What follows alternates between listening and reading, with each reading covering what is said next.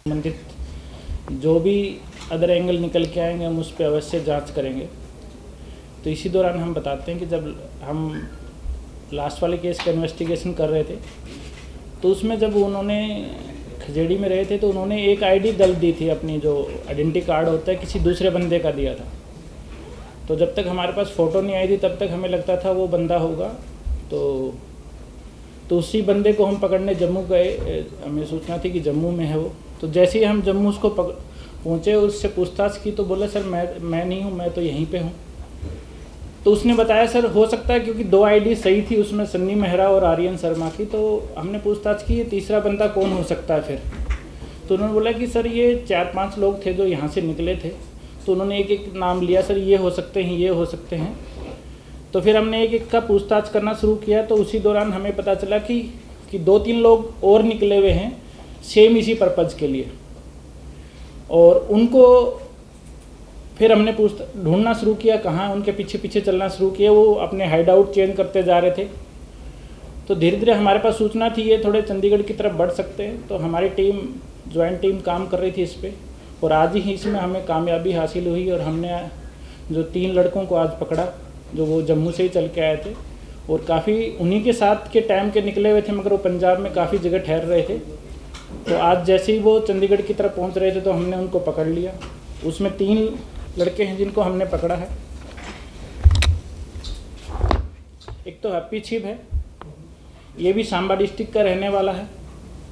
इस पे करीबन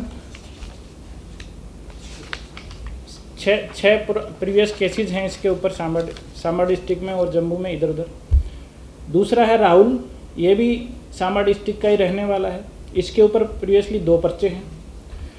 एक तीसरा है वंश शर्मा, ये डिस्ट्रिक्ट सांबा का ही रहने वाला है। इसके ऊपर भी 4 पर्चे हैं, पहले के 4 एफआईआर दर्ज हैं।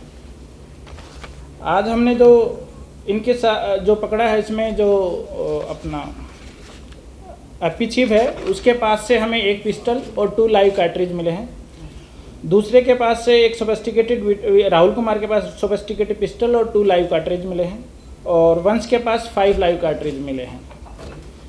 ये भी इनका भी हैंडलर ने अभी तक इनको कोई आगे का डायरेक्शन नहीं दिया था कि कहाँ जाके अभी करना है। इनको सिर्फ ये बोला गया था कि आप चंडीगढ़ की तरफ पहुँच जाइए, आगे हम आपको आगे का डायरेक्शन देते रहेंगे।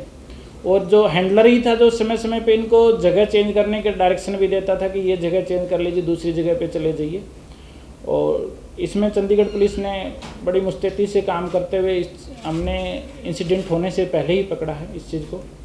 और इसके लिए मैं अपने जो साथी हैं डीएसपी विकास चौकन, नरेंद्र पटियाल, इंस्पेक्टर सतविंदर, बाकी जो हमारे टीम के मेंबर्स हैं उनको मैं धन्यवाद देना चाह रहा हूं, जो इतनी मुस्तैदी से काम करते हुए जो इस पूरे 2 मॉड्यूल को हमने कुछ ही दिनों के अंदर पकड़ के दिखाया है उसके लिए। और साथ के साथ हमारे आईजी साहब और डीजीपी साहब का दिन रात इसके प्रति डायरेक्शन रही हैं, सुपरविजन रहा है, जिसके निर्देश में आज हमें ये सफलता मिली है।